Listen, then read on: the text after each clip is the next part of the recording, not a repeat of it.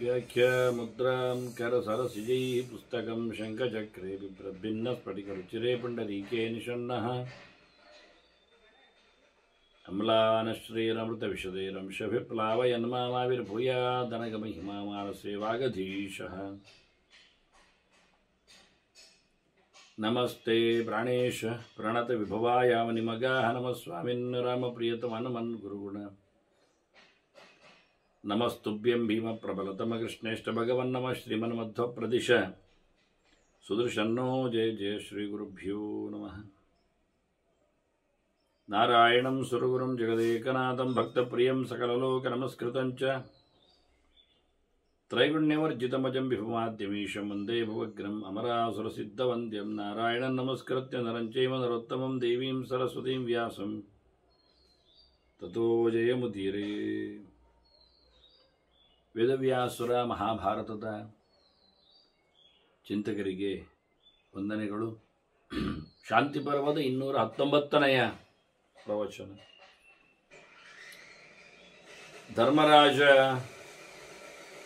ತಾನು ಒಳ್ಳೆಯವರ ಜೊತೆಯಲ್ಲಿ ಬದುಕಿ ಅನುಭವವನ್ನು ಪಡೆದಿದ್ದೇನೆ, ಇದ್ದು ನೋಡಿದ್ದೇನೆ, ನನಗೆ ಕೆಟ್ಟವರು ಕತೆ ಗೊತ್ತಿಲ್ಲ ಅಂತ ಹೇಳಿದ.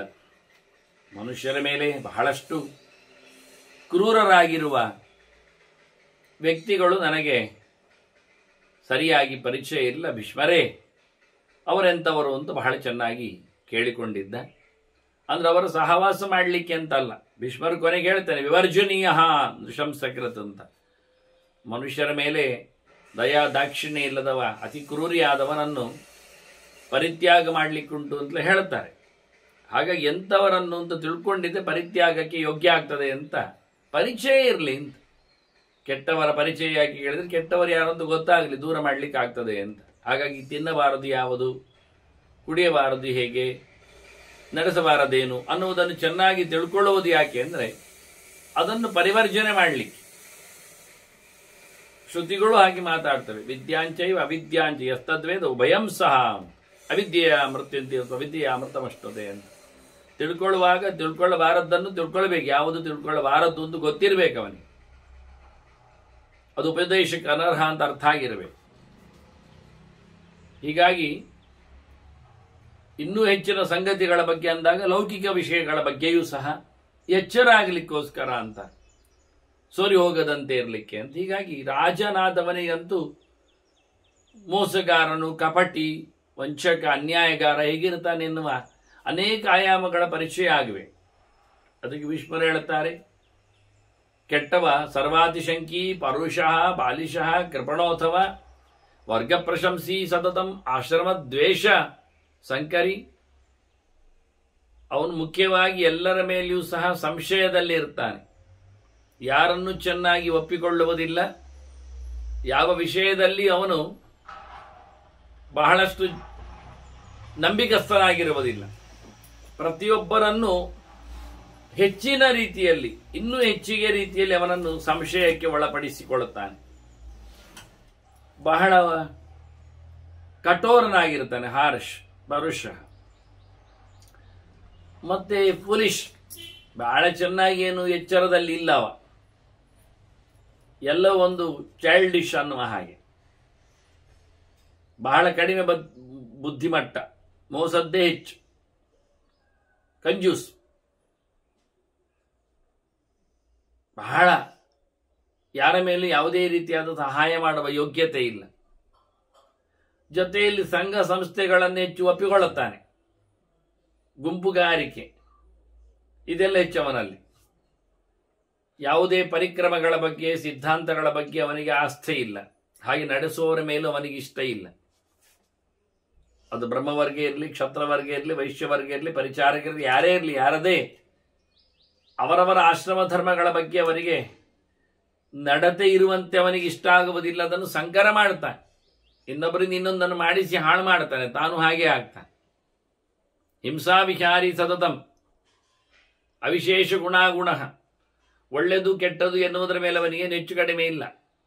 ಗುಣದೋಷಗಳನ್ನು ಪ್ರತ್ಯೇಕಿಸಿಕೊಂಡು ಗುಣವಾದ್ದನ್ನು ಮಾತ್ರ ಸ್ವೀಕರಿಸಿ ದೋಷವನ್ನು ಬಿಡುವತಕ್ಕ ಜಾತಿಯವನಲ್ಲ ಅವ. ಅವನಿಗೆಲ್ಲ ಒಂದೇ. ಹಾಳು ಸಹ ಒಳ್ಳೆಯದೇ ಅವನಿಗೆ, ಕೆಟ್ಟದ್ದು ಇಷ್ಟವೇ. ದೋಷವನ್ನು ಗುಣವನ್ನಾಗಿ ನೋಡಿಕೊಳ್ಳುತ್ತಾನೆ. ಇಂಥವನಲ್ಲಿ ನಾವು ಯಾವ ರೀತಿಯಾದ ಒಳಿತನ್ನು ಹುಡುಕ್ಲಿಕ್ಕೆ ಆಗ್ತದೆ? ಎಲ್ಲ ಅನ್ಯಾಯಗಾರರಲ್ಲೇ ಸೇರಿರುವವನು, ಹಿಂಸೆಯನ್ನೇ ಇಷ್ಟಪಡುವವನು ನಿತ್ಯ. ಬಹು ಅಲೀಕ ಮನಸ್ಸೀಚೆ ಲುಬ್ಧ ಅತ್ಯರ್ಥಂ ನೃಶಂಸಗಿರುತ್ತೆ. ಮನುಷ್ಯರ ಮೇಲೆ ದಬ್ಬಾಳಿಕೆ ನಡೆಸಕ್ಕೆ ಈತ ತುಂಬಾ ಸುಳ್ಳುಗಾರ, ವಂಚಕ, ಸರಿಯಿಲ್ಲ, ನಯವಂಚಕ. ಎಲ್ಲಿಯೂ ಸಹ ತಪ್ಪನ್ನೇ ನಡೆಸಿಕೊಡುವವನು ಒಂದು ದೃಷ್ಟಿಯಿಂದ. ಅಭಿಮಾನಿ, ದುರಭಿಮಾನಿ, ಸ್ವಾಭಿಮಾನಿ, ದುರಹಂಕಾರಿ, ಮತ್ತೆ ಪರಮಲೋಭಿ. ಎಲ್ಲಿಯೂ ಯಾವುದೇ ರೀತಿಯಾಗಿ ಯಾರಿಗೂ ಸಹಾಯ ಮಾಡಿ ದುಡ್ಡು ಕೊಟ್ಟವನೇನಲ್ಲ ಯಾವ ವಿಷಯದಲ್ಲಿ. ಮತ್ತೆ ಯಾರಾದರೂ ಮಾಡಿದರೆ, ಯಾರಾದರೂ ಒಳ್ಳೆಯವರನ್ನು ಕಂಡ್ರೆ ಅವರನ್ನು ದ್ವೇಷಿಸ್ತಾನೆ. ಧರ್ಮಶೀಲಂ ಗುಣೋಪೇತಂ ಪಾಪ ಇತ್ಯವಗಚ್ಚತಿ. ಒಳ್ಳೆಯವರನ್ನು ಕಂಡ್ರೆ ಅವನಿಗೆ ಅಯ್ಯೋ ಹಾಳಾಯ್ತಲ್ಲ ಅಂತ, ಅಯ್ಯೋ ಪಾಪಿ ಬಂದ ಅಂತ ಹೇಳಿಕೊಂಡು, ಅಯ್ಯೋ ಕೆಟ್ಟದಾಯಿತು, ಅನರ್ಥ ಆಯಿತು ಅಂತ ಹೇಳಿಕೊಂಡು ಓಡ್ತಾನೆ ಅಲ್ಲಿಂದ. ಹಾಗೆ ಹೀಯಾಳಿಸ್ತಾನೆ, ಹಾಗೆ ಹೇಳುತ್ತಾನೆ. ಒಳ್ಳೆಯವನನ್ನು, ಗುಣ ತುಂಬಿದವನನ್ನು ಯಾವ ಕಾಲದಲ್ಲಿಯೂ ಒಳ್ಳೆಯವನು ತಪ್ಪಿಕೊಳ್ಳೋದಿಲ್ಲವ, ಕೆಟ್ಟವನು ಅಂತಲೇ ಹೇಳುತ್ತಾನೆ. ತನ್ನಾಗಿ ಎಲ್ಲರನ್ನು ತಿಳ್ಕೊಳ್ತಾನೆ. ಆತ್ಮಶೀಲೋಪಮಾನೇನ ಸಹ ವಿಶ್ವಸಿತಿ ಕಸ್ಯಚಿತ್. ಯಾರನ್ನು ನಂಬುದಾದ್ರೂ, ನೋಡುವುದಾದ್ರೂ, ಹೇಳುವುದಾದ್ರೂ, ತಿಳಿಯುವುದಾದ್ರೂ, ತಿಳಿಸುವುದಾದ್ರೂ ತನ್ನಾಗೆ. ತಾನು ಎಷ್ಟು ಕಪಟಿ ಕ್ರೂರಿ ಇದ್ದಾನೋ ಹಾಗೆ ಉಳಿದವರನ್ನು ತಿಳ್ಕೊಳ್ತಾನೆ. ಅವನ ಗತಿಯೇ ಹಾಗೆ, ಸ್ವಭಾವದ ರೀತಿಯಾಗೆ ತನ್ನ ವಿಷಯದಲ್ಲಿ ಎಷ್ಟು ಅವನು ಅಸಂಶಯಿತ ಪ್ರವೃತ್ತಿ ಅಲ್ಲವೋ ಎಲ್ಲದಕ್ಕೂ ಅವನು ಯಾವತ್ತು ಸಂಶಯವನ್ನು ತನ್ನಲ್ಲಿ ನೋಡಿಕೊಳ್ತಾನೆ, ಇನ್ನೊಬ್ಬರಲ್ಲಿ ನೋಡಿಕೊಳ್ತಾನೆ. ಆದರೆ ಯಾರು ಇನ್ನೊಬ್ಬರಲ್ಲಿ ಅತಿ ಸಂಶಯ ಮಾಡುತ್ತಾ ನಂಬಿಕೆ ಇಲ್ಲದೆ ಗೋಳಾಡಿಸ್ತಾ ಇರ್ತಾನೆ, ಅವನಂಥ ಸ್ವಭಾವದ ಒಂದು ಅರ್ಥ ಆಗ್ತದೆ. ಆ ದೃಷ್ಟಿಯಿಂದ ದ್ವಂದ್ವ, ಸ್ಪ್ಲಿಟ್ ಪರ್ಸನಾಲಿಟಿ ಅವನತ್ತು. ಒಳ್ಳೆಯದನ್ನು ಇಷ್ಟಪಡಬೇಕು ಅಂತ ಇಷ್ಟಪಡ್ತಾನೆ ಅಂತ ತೋರಿಸಿಕೊಡ್ತಾನೆ, ನಾಟಕ ಮಾಡುತ್ತಾನೆ. ಆದರೆ ಅವನಿಗೆ ಒಳ್ಳೆಯದು ಕೆಟ್ಟದ್ದು ಒಂದೇ ಬಗೆ. ರಾಮಾಯ ಸ್ವಸ್ತಿ ರಾವಣಾಯ ಸ್ವಸ್ತಿ ಅಂತವರಿವರು ಇದರಲ್ಲಿ ಹೇಳುವುದಿಲ್ಲ. ರಾಮನಂತವರ ಹತ್ತಿರದಲ್ಲಿ ಅವರಿಗೆ ಒಳ್ಳೆಯದು ಅಂತ ಹೇಳಿಕೊಳ್ಳುತ್ತಾನೆ, ರಾವಣನಂತವರಲ್ಲಿ ಅವರಿಗೆ ಒಳ್ಳೆಯದು ಅಂತಲೇ ಹೇಳಿಕೊಳ್ಳುತ್ತಾನೆ. ಇಬ್ಬರಿಗೂ ತನ್ನ ಎರಡು ವ್ಯಕ್ತಿತ್ವ ಉಂಟು ಅಂತ ತೋರಿಸಿಕೊಡುವುದಿಲ್ಲ. ಅಷ್ಟೂ ನಯವಂಚಕ, ಅಷ್ಟು ಮೋಸಗಾರ, ಅಷ್ಟು ಕಪಟಿ ಇರುತ್ತಾನೆ. ಹಾಗಾಗಿ ಇದು ಆತ್ಮಶೀಲ ಉಪಮ. ತನ್ನಾಗಿ ಮತ್ತೊಬ್ಬರ ವ್ಯವಸ್ಥೆ. ಪರೇಶಾಂ ಯತ್ರ ದೋಷಸ್ಯ ತದೂಹ್ಯಂ ಸಂಪ್ರಕಾಶೆ. ಇತರರಲ್ಲಿ ಏನಾದರೂ ತಪ್ಪಿದ್ರೆ ಅದು ರಹಸ್ಯವಾಗಿ ಇಡಬೇಕಾಗಿದ್ರೆ, ಬಹಿರಂಗ ಪಡಿಸಬಾರದಿದ್ರೆ, ಪಡಿಸಿದರೆ ಅವನಿಗೂ ಉಳಿದಕ್ಕೂ ತೊಂದರೆ ಆಗುವುದಾದ್ರೆ ಅದನ್ನೇ ಎತ್ತಿಗಡ್ತಾನೆ, ಅದನ್ನೇ ಹೇಳಿ ತಿರುಗ್ತಾನೆ, ಅದನ್ನೇ ತೋರಿಸಿಬಿಡ್ತಾನೆ. ಒಟ್ಟು ಇನ್ನೊಬ್ಬರನ್ನು ಬಗ್ಗು ಬಡಿಯುವುದೇ, ಅವರನ್ನು ಸಣ್ಣದು ಮಾಡುವುದೇ, ಅವರೇನೋ ದೋಷಗಳನ್ನು ಬಹಿರಂಗಪಡಿಸಿ ಅವರನ್ನು ಇನ್ನಿಲ್ಲದಂತೆ ನೆಲಗಚ್ಚುವಂತೆ ನಡೆಸಿಕೊಡುವುದೇ ಇವನ ಚರ್ಯೆ. ಅಂದ್ರೆ ಅಷ್ಟು ಪಾಪಿ ಅಂತ, ಅಷ್ಟು ಕೆಟ್ಟವ ಅಂತ ಮನುಷ್ಯರ ಬದುಕಿನಲ್ಲಿ ಕಲ್ಲು ಹಾಕುವವನೊಂದು. ಮತ್ತು ನೋಡಿದ್ರೆ ತನ್ನಲ್ಲಿ ಕೆಲವು ಧೂರ್ತತನ ಇರ್ತದೆ, ಅನ್ಯಾಯ ಇರ್ತದೆ, ಅದನ್ನು ಮುಚ್ಚಿ ಹಾಕ್ಲಿಕ್ಕೆ ನೋಡುತ್ತಾನೆ. ತನ್ನಾಗಿ ಇನ್ನೊಬ್ಬರಲ್ಲಿ ಇರತಕ್ಕ ದೋಷವನ್ನು ತನ್ನಲ್ಲಿದ್ದರೂ ಸಹ ಅವರಲ್ಲಿದ್ದದ್ದನ್ನು ಆಡಿಕೊಂಡು ತೆರಳುತ್ತಾನೆ ಎಮ್ಮೆಯಂತೆ. ಮತ್ತೊಬ್ಬರದನ್ನು ನೋಡಿ ಗಲೀಜು ಅಂತ ಹೇಳಿ ಕೈ ಚಪ್ಪಾಳೆ ತಡುವವ ತನ್ನದು ಅಷ್ಟೇ ಗಲೀಜಿದೆ, ಹೇಸಿಗಿದೆ. ಸಮಾನೇಶ್ವೇವ ದೋಷೇಶು ಪ್ರತ್ಯರ್ಥಂ ಉಪಘಾತಯೇತ್. ತನ್ನಲ್ಲಿದ್ದರೂ ಸಹ ಅದನ್ನು ಮುಚ್ಚಿಕೊಂಡು ಮತ್ತೊಬ್ಬರಲ್ಲಿ ಇರತಕ್ಕದ್ದನ್ನು ಬಹಿರಂಗಗೊಳಿಸಿ ಅವರನ್ನು ಹೊಡಿತಾನೆ, ಮುಗಿಸಲು ನೋಡುತ್ತಾನೆ. ಹಾಗೆ ಯಾರಾದರೂ ತನಗೆ ಉಪಕಾರ ಮಾಡಿದವರಿದ್ರೆ, ಉಪಕಾರ ಮಾಡಿಸಿಕೊಂಡ್ರೆ ಇವ ಅವನಿಂದ ಹೇಗಾದರೂ ತಾನು ಉಪಕಾರ ಗಿಟ್ಟಿಸಿಕೊಂಡದ್ದು ಅವನಿಗೆ ತೃಪ್ತಿಯಾಗಿದೆ ಎಂದು ತಿಳ್ಕೊಳ್ತಾನೆ. ಮರಲ ಸಹಜವಾಗಿ ತಾನೇ ಯಾರಿಗೂ ಉಪಕಾರ ಮಾಡೋದಿಲ್ಲ ಅಂತ ವ್ಯಕ್ತಿತ್ವದವ ಇರಲಿ. ಇನ್ನೊಬ್ಬರು ಮೋಸ ಮಾಡುವವ ಸರಿ, ತನಗೆ ಯಾರಾದರೂ ಉಪಕಾರ ಮಾಡಿದರೆ ನಿರ್ವ್ಯಾಜವಾಗಿ ಹೀಗೆ ಯಾವುದು ಸಂದರ್ಭದಲ್ಲಿ ಇವ ತಿಳ್ಕೊಳ್ತಾನೆ ಅವನಂತಾನೆ ಏಮಾರಿಸಿದ್ದು ಅಂತ. ಅವನಿಗೆ ತಾನು ಉಪಕಾರ ಮಾಡುವಂತೆ ಏಮಾರಿಸಿಕೊಂಡದ್ದು ಅಂದ್ರೆ ಅವನಲ್ಲಿಯೂ ಅಂತಹ ಸಾಚಾ ಸ್ವಭಾವ ಇಲ್ಲ ಅನಿಸಿಕೊಳ್ಳುತ್ತಾನೆ. ಅವನು ನನಗೆ ಸಿಕ್ಕಾಕೊಂಡು ಮಾಡಿದ್ದು, ನಾನು ಅವನನ್ನು ಬೇಸ್ತುಗೊಳಿಸಿ ಮಾಡಿಸಿಕೊಂಡದ್ದು, ಅವನಿಗೆ ನಾನು ವಂಚನೆ ಮಾಡಿದ್ದು ಅಂತ ತಿಳ್ಕೊಳ್ತಾನೆ. ನಿಜವಾಗಿ ಅವನು ಸಹಜವಾಗಿ ಮಾಡಿರ್ತಾನೆ. ಅಂದ್ರೆ ಯಾರಲ್ಲಿಯೂ ನೇರವಾದ ಉಪಕಾರ ಪ್ರಜ್ಞೆ ಇರುವುದನ್ನೇ ಗಮನಿಸಿಕೊಳ್ಳದಷ್ಟು ಧೂರ್ತ ಇವ. ತಥೋಪಕಾರಿಣಂಚೈವ ಮನ್ಯತೆ ವಂಚಿತಂಪ. ಇದು ನನ್ನದೇ ಟ್ರಿಕ್ಸ್ ಅಂತ ಹೇಳಿಕೊಂಡು ತಿರುಗ್ತಾನೆ. ಅಂದ್ರೆ ಸಹಜವಾಗಿ ಒಂದೊಮ್ಮೆ ನಾವು ಸೇವೆ ಅಂತೇಳಿ ಮಾಡ್ತಾ ಕೂತ್ರು, ಏನೋ ಒಂದು ದೊಡ್ಡ ಸಂಗತಿ ಅಂತ ಹೇಳಿಕೊಂಡು ಆದರ್ಶ ಅಂತ ನೆಲೆಗೊಂಡ್ರು, ಇವನ ಪ್ರಕಾರದಲ್ಲಿ ಆದರ್ಶ ಎನ್ನುವುದೊಂದಿಲ್ಲ, ಸೇವೆ ಅನ್ನೊಂದು ಆಗುವುದಿಲ್ಲ. ಅವನೆಂಥದೋ ಒಂದು ನನ್ನ ಪ್ರಭಾವಕ್ಕೆ ಒಳಗಾಗಿ ಸಿಕ್ಕಾಕೊಂಡಿದ್ದಾನೆ, ನಾನು ಅವನನ್ನು ಹೇಗೋ ಏಮಾರಿಸಿ ಟೊಪ್ಪಿ ಹಾಕಿ ಅವನಿಂದ ಸೇವೆಯನ್ನು ಪಡಿತಾ ಇದ್ದೇನೆ ಅಂತ ತಿಳ್ಕೊಳ್ತಾನೆ. ಇಷ್ಟೂ ಮೂರ್ಖ ಆ ದೃಷ್ಟಿಯಿಂದ. ಅಂದ್ರೆ ಯಾಕೆಂದ್ರೆ ಅವನಲ್ಲಿ ಆ ಸ್ವಚ್ಛ ಸ್ವಭಾವದ ಸಹಜತೆಯೇ ಇಲ್ಲ. ಎಲ್ಲರೂ ಹೀಗೆ ಅಂತ ಅದೊಂದು ಇರ್ಲಿಕ್ಕೆ ಸಾಧ್ಯ ಇದೆ ಎನ್ನುವುದೇ ಗೊತ್ತಿಲ್ಲ ಅವನಿಗೆ. ಅಷ್ಟು ದರಿದ್ರ ಆ ಲೆಕ್ಕದಲ್ಲಿ ಅವ, ಚಿಂತನೆಯಲ್ಲಿ, ತರ್ಕದಲ್ಲಿ ಅಷ್ಟು ಪುವರವ. ಇನ್ನೊಂದು ಕಡೆಯಲ್ಲಿ ಈ ರೀತಿಯಾದ ಸಾಧ್ಯತೆ ಇರುತ್ತದೆ ಎನ್ನುವಷ್ಟರ ಮಟ್ಟಿಗೂ ಕಲ್ಪನೆಯನ್ನು ಮಾಡಿಕೊಳ್ಳಲಾಗದಷ್ಟು ದುಸ್ಥಿತಿ ಅವನ ಮನಸ್ಸಿಗೆ ಬಂದಿದೆ. ಬಹಳ ಕಷ್ಟ ಇದೆ. ಇಂಥ ದೊಡ್ಡ ದೊಡ್ಡ ಬಿಸ್ನೆಸ್ ಮಾಲಕರಲ್ಲೆಲ್ಲ ಇರ್ತದೆ ಇಂಥದ್ದು. ಆ ರೀತಿಯಾಗೇ ಇರ್ತಾರೆ ಅವರು. ಯಾವ ಕಾಲದಲ್ಲಿ ಎಂತಾದರೂ ಒಳ್ಳೆಯವರು ಎನ್ನುವರು ಲೋಕದಲ್ಲಿ ಇರ್ತಾರೆ ಎನ್ನುವುದನ್ನೇ ಒಪ್ಪಿಕೊಳ್ಳದಷ್ಟು ಅವರು ಹಗುರಾಗಿ ಬಿಟ್ಟಿದ್ದಾರೆ. ಸಹಜವಾಗಿ ಅದು ಅಂದ್ರೆ ಸಹಜ ಅಂದ್ರೆ ಅದು ಆಗಿಕೊಂಡದ್ದೇನಲ್ಲ, ನನಗಂತ ಅನುಭವ ಬಂದಾದದ್ದು ಅಂತ ಹೇಳಿಕೊಳ್ಳುವುದಲ್ಲ. ಅವರ ಸ್ವಭಾವೇ ಆಗಿರಿ, ಯೋಗ್ಯತೆಯಾಗಿ ಏನು ಮಾಡ್ಲಿಕ್ಕೆ ಆಗ್ತದೆ? ಅರ್ಥ ಆಗದೆ ಇರುವುದೇ ಸ್ವಭಾವ ಅಂದಾಗ ಏನು ಮಾಡ್ಲಿಕ್ಕೆ ಆಗ್ತದೆ? ನಾಯಿಗೆ ಬೊಗಳುವುದೇ ಸ್ವಭಾವ ಅಂದಾಗ ಕಂಟ್ರೋಲ್ ಇಟ್ಟು ಹೇಳಿದಕ್ಕೆ ಏನು ಗೊತ್ತಾಗ್ತದೆ? ಬಾಯಿ ಮುಚ್ಚಿಕೊಂಡಿರ್ಬೇಕು, ತಿನ್ನೋದಾದ ತಕ್ಷಣ ಕೇಳಬೇಕಷ್ಟು ಸುಮ್ಮನೆ. ಅದರ ಕತೆ ಅದನ್ನು ನೀವು ಪಟ್ಟಿಯಾಗಿಕೊಂಡ್ರೆ ಅದು ಮಾತಾಡೋದು ನಿಲ್ಲಿಸುವುದಿಲ್ಲ. ಈ ರೀತಿಯಾಗಿನ ಕತೆ ಅಂತ ಹೇಳ್ತಾರೆ. ವೃತ್ತರ್ಥಮುಪಘಾತೆ ತಥೋಪಕಾರಿಣಂಚ ದತ್ವಾಪಿಚ ನಯಂಕಾಲೆ ಸಂತರತಿ ಉಪಕಾರಿಣಿ. ಯಾರಾದರೂ ಸಹಜವಾಗಿ ಉಪಕಾರ ಮಾಡಿ ಅವನಿಗೆ ಗಿಟ್ಟಿಸಿಕೊಂಡಿದ್ದರೆ, ಅವನಿಗೆ ಏನಾದರೂ ತಾನು ಉಪಕಾರ ಮಾಡಬೇಕು ಅಂತ ಫಿಟ್ಟಿಂಗ್ ಮಾಡಿಕೊಂಡಿದ್ದರೆ, ಮಾತಿನಲ್ಲೋ ಕೃತಿಯಲ್ಲಿಯೋ ಹಾಗೊಂದೊಮ್ಮೆ ಆಗಿದ್ರೆ ಇವನು ತನ್ನಷ್ಟಿಗೆ ಮೆಲ್ಲ ತಪ್ಪಿಸ್ತಾನಂತೆ. ಉಪಕಾರ ಮಾಡದೆ ಅವನಿಗೆ ಮಾಡಿಸಬೇಕಿತ್ತು, ಮಾಡಲಿಕ್ಕಾಗಿತ್ತು, ಮಾಡುವಂಥದ್ದೇ. ಹಾಗಿದ್ರೆ ಅವನನ್ನು ನಿಜಾನಕ್ಕೆ ನೀತಿವಂತಿಕೆಯಲ್ಲಿ ಮೋಸಗೊಳಿಸಿ ಬೇಸ್ತು ಮಾಡಿ ಟೈಮು ದೂಡಿ ಹೇಗಾದ್ರೂ ಮಾಡಿ ಅದನ್ನು ಅವನಿಗೆ ಉಪಕಾರ ಮಾಡದಂತೆ ತಾನು ಮಾಡೋ ಪ್ರಸಂಗ ಇದ್ರು, ಅಗ್ರಿಮೆಂಟ್ ಆಗಿದ್ರು, ಒಪ್ಪಂದ ನೆಲೆಗೊಂಡಿದ್ರು, ಅದನ್ನು ತಪ್ಪಿಸಿಬಿಡ್ತಾನಂತೆ, ಜಾರಿಕೊಳ್ತಾನೆ, ಅದನ್ನು ದಾಟಿ ಹೋಗ್ತಾನೆ.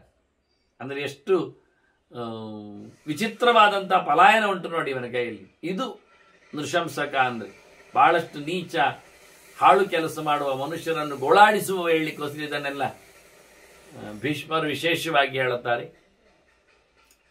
ಮತ್ತೊಂದು ಬಹಳ ಚಂದವಾದ ಕೊನೆಯ ಗೆರೆ ಹೇಳುತ್ತಾರೆ ಅವರು. ಪ್ರೇಕ್ಷಮಾನೇಶಿ ಯೋಷ್ಣೀಯಾತ್ ನೃಶಂಸಂ ತಂ ವದೇ ನೃಶಂಸಮಿತಿ ತಂ ವದೇತಂತ.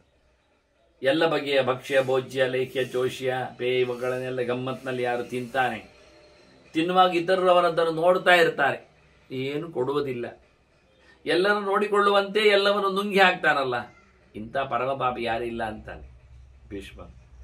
ಮನುಷ್ಯರ ಮೇಲೆ ದಯೆ ಇಲ್ಲದೆ, ಮನುಷ್ಯರ ಮೇಲಂದ್ರೆ ಅವರಿಗೂ ಹಸಿದಿದೆ, ಅವರು ತಿನ್ನಲಿಕ್ಕೆ ಉಂಟು, ಕೇಳುವಷ್ಟು ಯೋಚನೆ ಇಲ್ಲದೆ ತಾನು ಮಾತ್ರ ನುಂಗುವ, ಅಂದ್ರೆ ಕೇವಲ ಊಟ ಪದಾರ್ಥಗಳ ಅನುಭವದ ಸುಖವನ್ನು ಮಾತ್ರ ಹೇಳಿದ್ದಲ್ಲ ಅವರು, ಇದನ್ನಿಟ್ಟುಕೊಂಡು ಲಕ್ಷಣೆಯ ಎಲ್ಲ ವಿಷಯದಲ್ಲಿಯೂ ತನ್ನ ಶ್ರೀಮಂತಿಗೆ ಇರಬಹುದು, ದೌಲತ್ತಿರಬಹುದು, ಬದುಕಿ ಇರಬಹುದು, ನಿದ್ದೆ ವ್ಯವಹಾರ ಎಲ್ಲವೂ ಇರಬಹುದು, ಎಲ್ಲ ಕ್ಷೇತ್ರಗಳಲ್ಲಿಯೂ ಹಾಗೆ ತಾನು ಮಾತ್ರ ಒಂದೊಮ್ಮೆ ಜೀವಿಸಿ ಮರೆಯಬೇಕು ಅಂತ ಯಾರು ಎಲ್ಲರೂ ಕಷ್ಟದಲ್ಲಿದ್ದಾಗ ನೋಡ್ತಾ ಇದ್ದಾಗ ಮಿಕ ನೋಡ್ತಾ ಇದ್ದಾರೆ, ಸಹಾಯದ ಬಗ್ಗೆ ಆತುರರಿರ್ತಾರೆ. ಇಂಥ ಸಂದರ್ಭದಲ್ಲಿಯೂ ಯಾರು ತಾನು ಮಾತ್ರ ಭೋಗವನ್ನು ಬಯಸಿರ್ತಾನೆ ಅವನ ಅತ್ಯಂತ ಮನುಷ್ಯರ ಕೊಲೆಗಾರ, ಹಿಂಸಕ ಎನ್ನುವ ಪಟ್ಟಿಯನ್ನು ಪಡಿತಾನೆ ಅಂತ. ಮತ್ತೆ ನಿಜವಾಗಿ ಬ್ರಾಹ್ಮಣೇಭ್ಯ ಪ್ರದಾಯಾಗ್ರಂ ಮತ್ತೆ ಯಹ ಸುಹೃದ್ಭಿ ಸಹ ಅಶ್ನೋತಿ.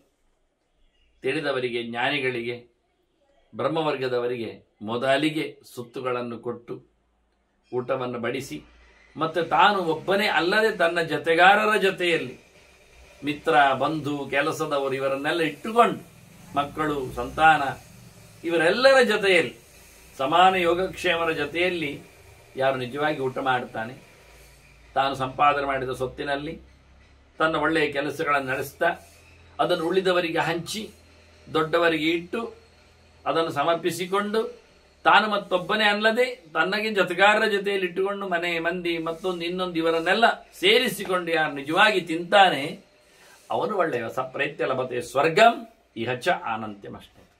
ಅವನು ಇಲ್ಲಿಯೂ ಒಳ್ಳೆಯ ಸುಖವನ್ನು ಅನುಭವಿಸ್ತಾನೆ, ಜನ್ಮಾಂತರದಲ್ಲಿ ಅತ್ಯಂತ ಎತ್ತರದ ಸ್ಥಾನಮಾನಗಳನ್ನೆಲ್ಲ ಪಡಿತಾನೆ. ಆನಂದದ ವಿಹಾರ ಅವನಿಗಿದೆ ಅನ್ನೋ ನೆಲೆಯಲ್ಲಿ ಕೊನೆಗೊಮ್ಮೆ ಹೇಳುವಾಗ ಭೀಷ್ಮರು ಕೊಟ್ಟು ತಿನ್ನುವವ ಎಷ್ಟು ಇಷ್ಟನಾಗ್ತಾನೆ ಎನ್ನುವುದನ್ನು ಹೇಳಿಬಿಟ್ರು. ಏನೇ ಸಂಗತಿಯಾಗಿ ಹಂಚಿ ಬದುಕುವವನ ಕಥೆಯಲ್ಲಿ ಪ್ರಾಮಾಣಿಕತೆ ಇದೆ, ಅವನಲ್ಲಿ ಇಂತಹ ಒಂದು ಉಗ್ರಚರಿತೆ ಇಲ್ಲ ಅನ್ನೋ ನೆಲೆಯಲ್ಲಿ ಅಂತಹ ಕೆಟ್ಟವರನ್ನು ಬಿಟ್ಟಿರಬೇಕು, ದೂರ ಹಾಕಿಕೊಂಡಿರಬೇಕು ಅಂತ ಭೀಷ್ಮರು ಧರ್ಮರಾಜ ಕೇಳಿದ್ದಕ್ಕೆ ಅಂಥವರ ಸಂಘ ನನ್ನಲ್ಲಿ ಇಲ್ಲ ಎನ್ನುವುದನ್ನು ಹೇಳುವಾಗ ಅವರ ಬಗ್ಗೆ ಹೇಳಿದ. ಇದರ ಬಗ್ಗೆ ಬಂದಾಗ ಭೀಷ್ಮರು ಕೆಲವು ಮಾತುಗಳು ಬರ್ತವೆ ಸಹಜವಾಗಿ.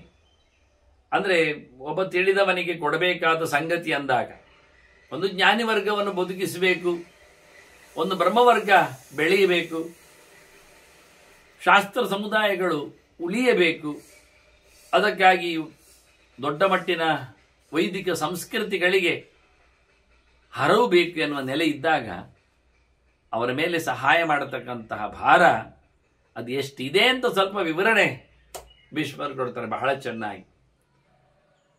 ಒಬ್ಬ ಅಯೋಗ್ಯ ಮಾಡಿ ಧರ್ಮಕರ್ಮಗಳನ್ನು ನಡೆಸಿ ಅನುಭವ ಪಡೆದವ, ಆದರೆ ಈಗ ಸಂಪತ್ತಿನಲ್ಲಿ ಸ್ವಲ್ಪ ಸ್ವರಗಿದ್ದಾನೆ, ಕೈಯಲ್ಲಿಲ್ಲ, ಏನಿಲ್ಲ. ಹಾಗಾಗಿ ಕೃತಾರ್ಥ ಯಕ್ಷಮಾಣಶ್ಚ, ಆದರವನಿಗೆ ಹೋಮ ಹವನ ಮಾಡಬೇಕು, ಧರ್ಮಕರ್ಮ ಮಾಡಬೇಕು, ವ್ರತ ನಿಯಮಗಳನ್ನು ನಡೆಸಬೇಕು, ಪೂಜೆ ಪುನಸ್ಕಾರ ಮಾಡಬೇಕು ಅನ್ನತಕ್ಕಂಥ ಆಸೆ ಇದೆ ವಿಶೇಷವಾಗಿ. ಆದರೆ ಏನು ಮಾಡುವ, ತಿಳ್ಕೊಂಡಿದ್ದಾನೆ ಚೆನ್ನಾಗಿ, ಸರ್ವ ವೇದಾಂತಕಶ್ಚಯ, ಸುಮ್ಮನೆ ಕರ್ಮಠ ಅಲ್ಲ, ಕೇವಲ ಕರ್ಮ ಮಾಡಲಿಕ್ಕೆ ಹೋಗುವುದೂ ಇಲ್ಲ, ಆದರೆ ಮಾಡಬೇಕು ಅಂತ ಇದೆ ಅವನಿಗೆ. ಅರಿವು ತುಂಬಿದ್ದಾನೆ, ಅರಿವು ಸಾಕಲ್ಲ ಕೇಳಿದರೆ, ಅರಿವು ಸಾಲದು. ಅರಿವಿನ ಜೊತೆಯಲ್ಲಿ ಜ್ಞಾನೀಚ ಕರ್ಮಾಣಿ ಸದೋದಿತಾನಿ ಕುರ್ಯಾತ್ ಅಕಾಮ, ಫಲಾಪೇಕ್ಷೆ ಇಲ್ಲದೆ ಜ್ಞಾನಿಯಾದವನು ಶಾಸ್ತ್ರೀಯ ಕರ್ಮಗಳನ್ನು, ಶಾಸ್ತ್ರೋಕ್ತ ವಿಧಿವಿಧಾನಗಳನ್ನು ನಡೆಸಿಕೊಡಬೇಕು ಅಂತಿರುತ್ತೆ. ಅದು ನಡೆಸಲಿಕ್ಕೆ ಬೇಕಾಗಿರತಕ್ಕಂಥ ದ್ರವ್ಯಗಳು ಬೇಕು, ಸಂಪತ್ತು ಬೇಕು, ದಾನ ದಕ್ಷಿಣೆಗಳಿಗೆ ವಿನಿಯೋಗಕ್ಕೆ ವ್ಯವಸ್ಥೆ ಬೇಕು, ಪಾತ್ರ ಬಗಡಿಗಳೆಲ್ಲ ಬೇಕಾಗ್ತದಲ್ಲ, ಅದೆಲ್ಲ ಹೆಚ್ಚಾಗಿ ಇರುವುದಿಲ್ಲ. ತಿಳಿದ ಬಂದ ತಕ್ಷಣ ಎಲ್ಲರೂ ಹಾಕಿಬಿಡುತ್ತಾರೆ ಅಂತ ಲೆಕ್ಕ ಇಲ್ಲ. ಹಾಗಾಗಿ ಎಂತ ಮಾಡುವ, ಅವನು ಒಂದೊಮ್ಮೆ ಆಚಾರ್ಯ ಪಿತೃಕಾರ್ಯಾರ್ಥಂ ಸ್ವಾಧ್ಯಾಯಾರ್ಥಮತಾಪಿ ಚ ನಿಸ್ವೇಭ್ಯ ದೇಯಮೇತೇಭ್ಯ ದಾನಂ ವಿದ್ಯಾ ವಿಶೇಷದ, ಅಂತಹ ಸಂದರ್ಭದಲ್ಲಿ ಅವನಿಗೆ ಸಹಾಯವನ್ನು ಮಾಡಬೇಕು ರಾಜ. ಅವನು ಏಕೆ ಕೆಲಸ ಮಾಡುತ್ತಾ ಇದ್ದಾನೆ, ಯಾರ ಉದ್ದೇಶದಲ್ಲಿ ಅಂತಹ ಕರ್ಮಗಳನ್ನು ನಡೆಸ್ತಾ ಇದ್ದಾನೆ ಅಂತ ತಿಳ್ಕೊಳ್ಬೇಕು. ಅವನ ಗುರುಗಳ ವಿಷಯದಲ್ಲಿಯ, ಹಿರಿಯರ ವಿಷಯದಲ್ಲಿಯ, ತಂದೆ ತಾಯಿಗಳ ಕೆಲಸದ ವಿಷಯದಲ್ಲಿಯ, ಅಥವಾ ಕಲೀಲಿಕ್ಕಾಗಿಯ, ಜ್ಞಾನಾರ್ಜನೆಗಾಗಿಯ ಅವನಿಗೆ ದುಡ್ಡಿಗೆ ಬೇಕಾದ್ದು ಅನ್ನುವುದನ್ನು ಯೋಚನೆ ಮಾಡಿಕೊಂಡು ಅದಕ್ಕೆ ಸಂಬಂಧಪಟ್ಟಂತೆ ವಿತರಣೆ ಮಾಡಬೇಕು. ಇಲ್ಲದವರಿಗೆ ಕೊಡಲೇಬೇಕು ರಾಜ, ಕೊಡುವ ವ್ಯವಸ್ಥೆ ಮಾಡಬೇಕು. ಕೊಡುವ ವ್ಯವಸ್ಥೆ ಮಾಡುವಾಗಲೂ ಮತ್ತೆ ಒಂದು ವಿಷಯ, ವಿದ್ಯಾ ವಿಶೇಷತ, ಅವರವರ ಯೋಗ್ಯತೆಯನ್ನು ನೋಡಬೇಕು. ಕಲಿಕೆಯ ಮಟ್ಟವನ್ನು ಗಮನಿಸಿಕೊಂಡು ಅವರ ಕರ್ಮಾಂಗಗಳಿಗೆ, ಈಗ ಅವರ ಕರ್ಮಾಂಗ ನೋಡಿಕೊಂಡು ಕೊಡುವುದಲ್ಲ, ಅವರ ವಿನಿಯೋಗ ನೋಡಿಕೊಡುವುದಲ್ಲ, ಮತ್ತೆ ವಿಷಯವಾಗಿ ಅವರ ಯೋಗ್ಯತೆ ನೋಡಿಕೊಡು. ಇಲ್ಲಿ ಇರುವುದು ಪಾತ್ರಕ್ಕೆ ದಾನ ಹೊರತು ಪದಾರ್ಥಕ್ಕೆ ದಾನ ಅಲ್ಲ.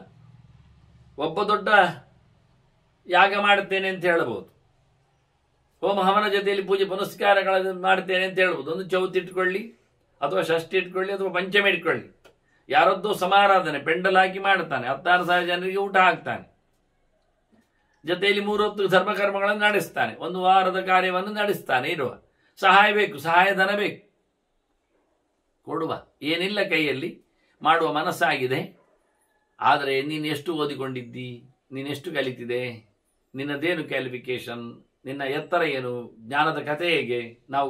ನಾವು ಕೊಡುವುದು ಕೆಲಸಕ್ಕಲ್ಲ, ನಾವು ಕೊಡುವುದು ನಿನಗೆ. ನೀನೇನು ಬೇಕಾದ್ರೆ ಮಾಡು, ಅದನ್ನು ನಾನು ನೋಡುವುದಿಲ್ಲ. ಅದರಿಂದ ಅವನು ಪಾಮ್ಲೆಟ್ ಮಾಡಿ ಪಡೆಯುವುದಲ್ಲ, ಅವನು ಪಾಮ್ ಹತ್ತಿರ ಮಾಡಿ ಪಡಿಬೇಕಷ್ಟೆ. ಕೈ ಹತ್ತಿರ ಮಾಡಿ ಕೇಳಬೇಕು ಹೊರತು ಕಾಗದ ತೋರಿಸಿ ಪಡೆಯುವುದಲ್ಲ. ಕಾಗದದಲ್ಲಿ ಏನಿರಲಿ, ಏನು ಬೇಕಾದ್ರೆ ಮಾಡು. ಅದೇ ಒಬ್ಬ ಭಾರಿ ತಿಳಿದವ ಇದ್ದಾನೆ, ಅವನು ಸಣ್ಣ ಮಟ್ಟಿನ ಪೂಜೆ ಪುನಸ್ಕಾರ ಮಾತ್ರ ಕಾಣ್ತದೆ, ಅದನ್ನೇನು ಮಾಡ್ಲಿಕ್ಕೆ ಹೊರಟಿದ್ದಾನೆ, ಅದಕ್ಕೆ ನೀವು ಕೊಡಬೇಕು ಅಂತ ಕೇಳಿದ್ದಾನೆ. ಆಗ ನೀವೇನು ಮಾಡ್ತೀರಿ?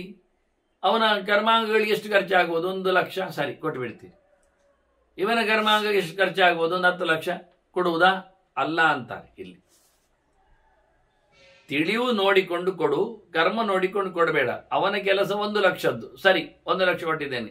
ಇವನ ಕೆಲಸ 10 ಲಕ್ಷದ್ದು, ಕೊಟ್ಟಿದ್ದೇನೆ. ಅಲ್ಲ, ಅವನಷ್ಟು ಓದಿದ್ದಾನ ನೋಡು, ಅವನ ವಿದ್ಯಾಮಟ್ಟ ಇವನಲ್ಲಿ ಉಂಟ ನೋಡು. ಇಲ್ಲ ಅಂತ ಆದ್ರೆ ಅವನ 10 ಲಕ್ಷ ಅಲ್ಲ, ಅವನು 100 ಲಕ್ಷದ ಕಾರ್ಯವನ್ನು ವಹಿಸಿಕೊಳ್ಳಿ. ಅವನ ಮಟ್ಟ, ಕಲಿತ ಮಟ್ಟ ಕಮ್ಮಿ ಇದ್ರೆ ನೀನು ಅವನಿಗೆ 1 ಲಕ್ಷ ಕೊಡು. ಅವನಿಗಿಂತ ಕಮ್ಮಿ ಇದ್ರೆ 50,000 ಕೊಡಬೇಕು ಸಹಾಯ. ಇವತ್ತು ನೋಡಿ, ನಾವಿವತ್ತು ಹೊರಗೆ ಬಹಿರಂಗಗೊಳಿಸುವುದು ಕರ್ಮದ ಪದ್ಧತಿಗಳನ್ನು. ತೋರಣ ಕಟ್ಟಲಿಕ್ಕೆ, ಪೆಂಡಾಲ ಹಾಕಲಿಕ್ಕೆ, ಚಪ್ಪರ ಬೀಸಲಿಕ್ಕೆ, ಅನ್ನದಾನಕ್ಕೆ, ಜೊತೆಯಲ್ಲಿ ಕಂಬ ಹಾಕಲಿಕ್ಕೆ, ಚಾವಣಿ ಹಾಕಲಿಕ್ಕೆ ಎಲ್ಲ ಶಿಲಾಮಯ. ಅದು ಎಂಥದ್ದು, ಇಂಟರ್ನ್ಯಾಷನಲ್ ಫೇಮಸ್ ಶಿಲ್ಪಿಗಳಿಂದ ಕೆತ್ತಲ್ಪಡ್ತದೆ. ಅವರೆಲ್ಲ ಫ್ಲೈಟಲ್ಲೇ ಬಂದು ಹೋಗ್ತಾರೆ, ಹೋಗುವಾಗ ಬರುವಾಗ. ಅಂದ್ರೆ ಬರಬೇಕು, ಹೋಗ್ಬೇಕಲ್ಲ ಅವರು, ತಿಂಗಳಿಗೊಮ್ಮೆ ಆದರೂ. ಮನೆ ಬಿಟ್ಟಿರ್ಲಿಕ್ಕೆ ಬರೋದಿಲ್ಲ. ಸಲಕರಣೆಗಳು ಎಲ್ಲ ಹೊರಗಿನಿಂದಲೇ ತರಿಸಿದ್ದು, ಇಂಡಿಯನ್ಸ್ ಯಾವುದೂ ಇಲ್ಲ. ಯಾಕೆ ಇಂಡಿಯನ್ಸ್ ಯಾವ ಸಲಕರಣೆಗಳಲ್ಲಿ ಬಾಳಿಕೆ ಇಲ್ಲ, ಲುಕ್ ಇಲ್ಲ, ಮತ್ತೆ ಹ್ಯಾಂಡಿ ಇಲ್ಲ. ಅದು ಹಾಗೆ ಇಟ್ಕೊಳ್ಳಿ. ಮಾಡಿದ, ಕಟ್ಟಿದ, ಕುಟ್ಟಿದ. ಆಗ ಇದನ್ನೆಲ್ಲ ಖರ್ಚು ತೋರಿಸ್ತಾರೆ. ನಮ್ಮ ಈ ಪ್ರಕಾರದಲ್ಲಿ ನಾವು ಕಟ್ಟುವಾಗ, ಮಂದಿರವನ್ನು ಮತ್ತೊಂದನ್ನು ಗೋಪುರವನ್ನು ಕಟ್ಟುವಾಗ ಹೀಗೆಲ್ಲ ಮಾಡ್ತಾ ಇದ್ದೇವೆ. ಖರ್ಚು ವೆಚ್ಚಗಳು ಇಷ್ಟಿವೆ, ಕೊಟ್ಟು ಬಿಡಿ ಅಂತ.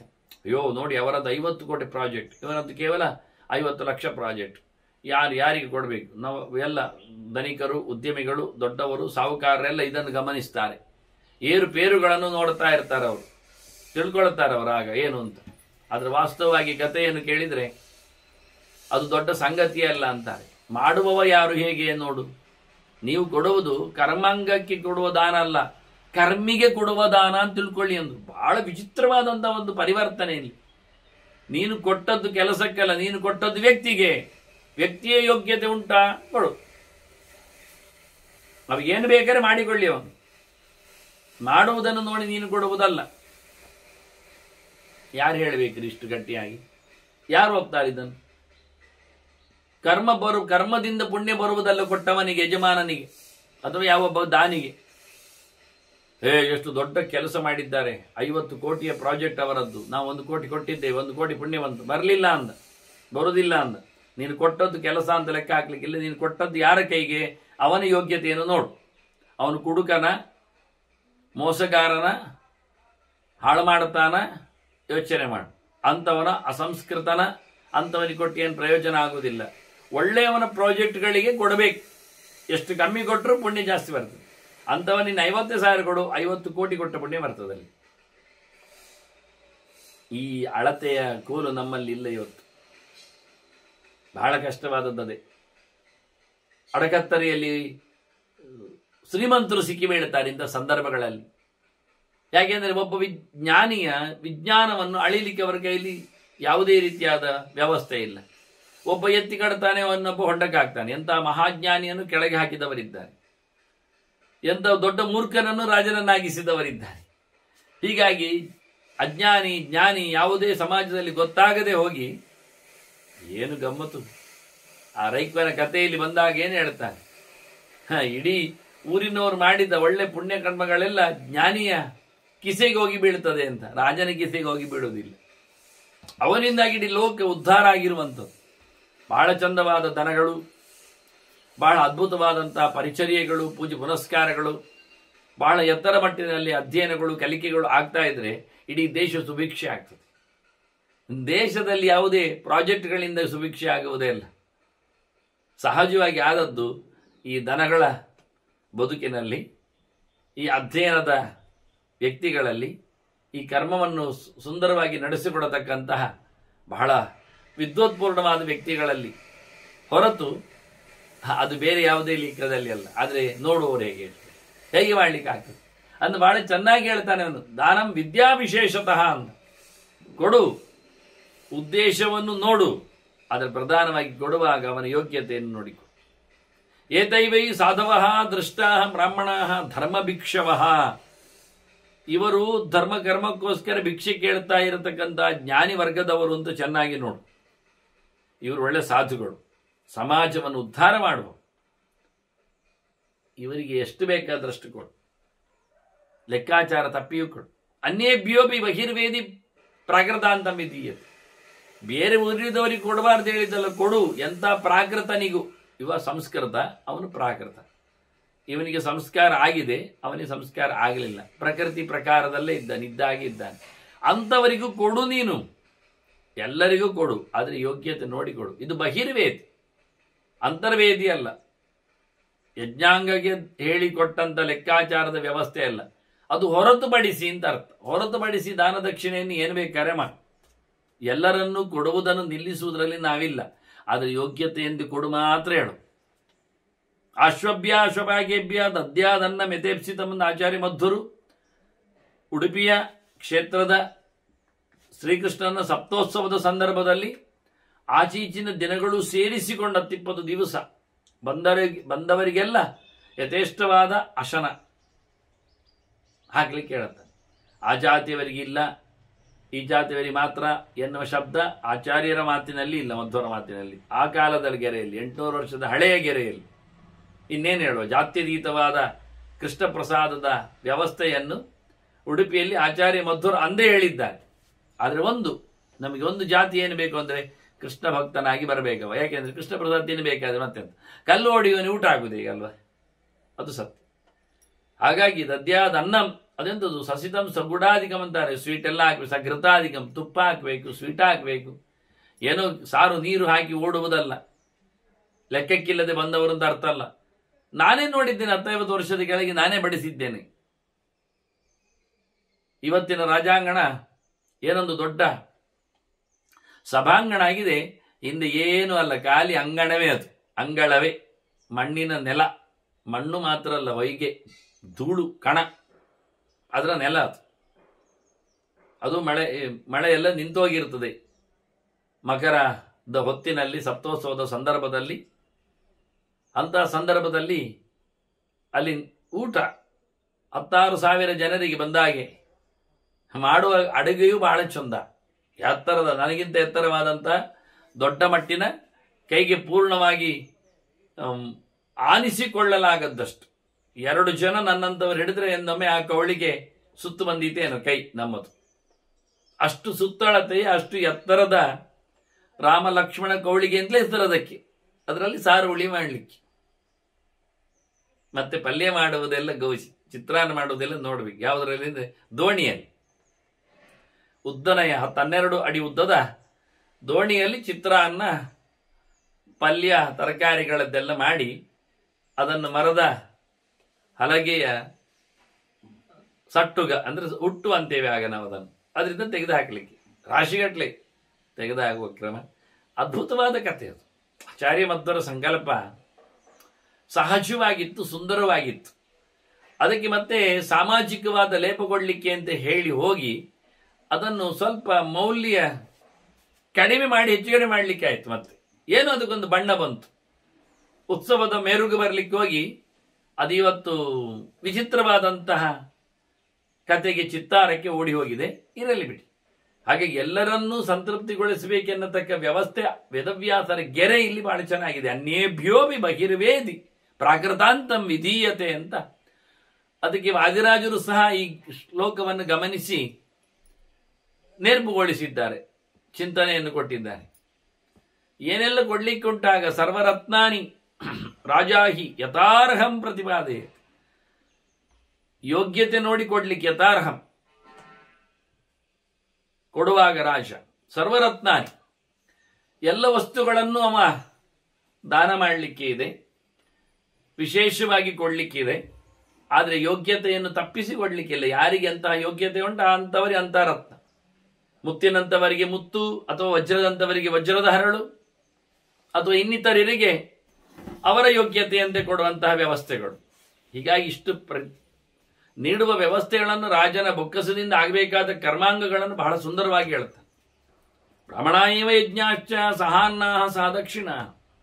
ಹೇಳಲಿಕ್ಕೋದ್ರೆ ಲೋಕದ ಎಲ್ಲ ಸುತ್ತುಗಳು ವಿನಿಯೋಗಕ್ಕಿರುವಂಥದ್ದು ಯಾಕೆ ಅಂದಾಗ ಹೇಳ್ತಾರೆ, ಅವ್ರು ಒಳ್ಳೆಯವರಿಗೆ ಅಲ್ವಾ. ಕೆಟ್ಟವರಿಗೇನು? ಈ ಲೋಕವನ್ನು ರೂಪಿಸುವ ಜ್ಞಾನದ ಶಕ್ತಿಗೆ ಇದರ ಹೆಚ್ಚಿನ ಬೆಲೆ.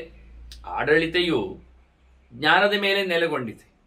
ರಾಜನು ಮಂತ್ರಿಗಳ, ಮಾಗಧರ, ಸಚಿವರ ಇವರೆಲ್ಲರ ಸಲಹೆಯಂತೆ ನಡೆಯುವವನು. ಲೋಕದ ಕಥೆಗಳನ್ನೆಲ್ಲ ಬಹಳ ಅದ್ದೂರಿಯಾಗಿ ತಿಳಿದುಕೊಂಡದಕ್ಕೆ ವ್ಯವಹರಿಸಿದ್ರೇನೆ ಒಂದು ಸುಂದರವಾದಂಥ ಆಡಳಿತ ರಾಜಕೀಯ ನಡೆಯುತ್ತೆ.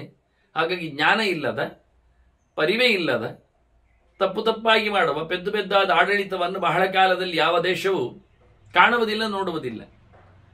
ಅಧಿಕೃತವಾದ ವೈಜ್ಞಾನಿಕವಾದ ಸಾಂಸ್ಕೃತಿಕ ಮೌಲ್ಯಗಳನ್ನು ಹೊತ್ತುಕೊಂಡ, ಸುಂದರವಾಗಿ ನಿರೂಪಿಸಲ್ಪಟ್ಟ, ಎಚ್ಚರವುಳ್ಳ, ಬುದ್ಧಿವಂತಿಕೆಯಿಂದ ನಡೆಸಿಕೊಟ್ಟ ಆಡಳಿತೆಯನ್ನು ಚೆನ್ನಾಗಿ ಹೇಳಿಕೊಳ್ಳುತ್ತಾರೆ.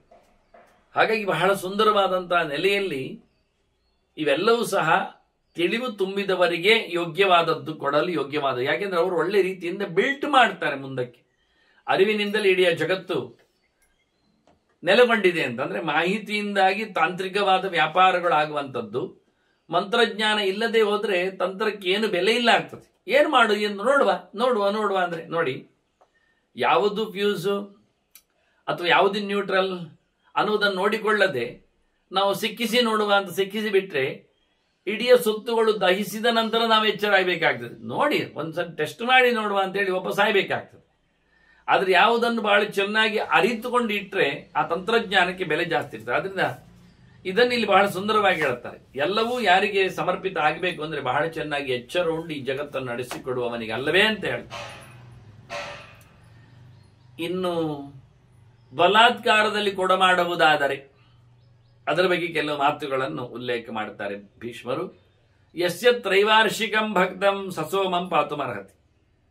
ಸೋಮಯಾಗ ಯಾರು ಮಾಡುವುದು ಅಂದ್ರೆ ಮಾಡ್ಲಿಕ್ಕೆ ಒಂದು ಯೋಗ್ಯತೆ ಬೇಕಲ್ಲ. ಯಾರಲ್ಲಿ ಅವನ ಮನೆ ಮಂದಿಗೆ 3 ವರ್ಷಕ್ಕೆ ಬೇಕಾದಷ್ಟು ಅಥವಾ ಅದು ಇನ್ನು ಹೆಚ್ಚಿನ ಸಂಪತ್ತಿನ ವ್ಯವಸ್ಥೆ ಇರ್ತದೆ, ಅವನು ಸೋಮಯಾಗ ಮಾಡುವುದು. ಅಂದ್ರೆ ಸೋಮಯಾಗ ಮಾಡ್ಲಿಕ್ಕೆ ಹೋದಾಗ ದ್ರವ್ಯಗಳು ಎಷ್ಟು ಖರ್ಚಾಗ್ತದೆ, ಹತ್ತಾರದಿಂದ ಯಾಗ ಸಂದರ್ಭಗಳಲ್ಲಿ ಋತ್ವಿಜರು ಅವರಿಗೆ ವಿನಿಯೋಗಕ್ಕೆ ಬೇಕಾಗಿರುವ ದ್ರವ್ಯಗಳು, ಅದರ ವ್ಯವಸ್ಥೆಗಳು. ಹಾಗಾಗಿ ಒಬ್ಬ ಬಡವನಿಗೆ, ಕಮ್ಮಿ ಇದ್ದವನಿಗೆ, ಏನಿಲ್ಲದವನಿಗೆ ಸೋಮಯಾಗ ಮಾಡು, ಸೋಮಯಾಜಿಯಾಗಿ ಹೇಳುವುದಲ್ಲ. ಅದಕ್ಕೆ ಬೇಕಾಗಿರತಕ್ಕಂಥ ತಯಾರಿ, ಅದಕ್ಕೆ ವ್ಯವಸ್ಥೆ ಎಲ್ಲ ಇರಬೇಕಾದ್ರೆ ಯಾರು ಎಂಥವರು ಅಂದ್ರೆ ಯಾರೊಬ್ಬ ಮನೆಯಲ್ಲಿ ಇನ್ನು ಕೂತು 3 ವರ್ಷದವರೆಗೆ ಮನೆ ಮಂದಿಯನ್ನೆಲ್ಲ ಆರಾಮವಾಗಿ ತಿಂದು ತೇಗುವಷ್ಟು ಇಟ್ಕೊಳ್ತಾನೋ, ಸಂಪತ್ತು ಇರ್ತದೋ, ಅದು ಬಂಗಾರದ ರೀತಿಯಲ್ಲಿ ಇರಲಿ, ಆಸ್ತಿಯ ರೀತಿ ಯಾವ ರೀತಿಯಲ್ಲೇ ಇರಲಿ, ದನದ ರೀತಿಯಲ್ಲೇ ಇರಲಿ, ಅಂಥವನಿಗೆ ಅದು ಯೋಗ್ಯ.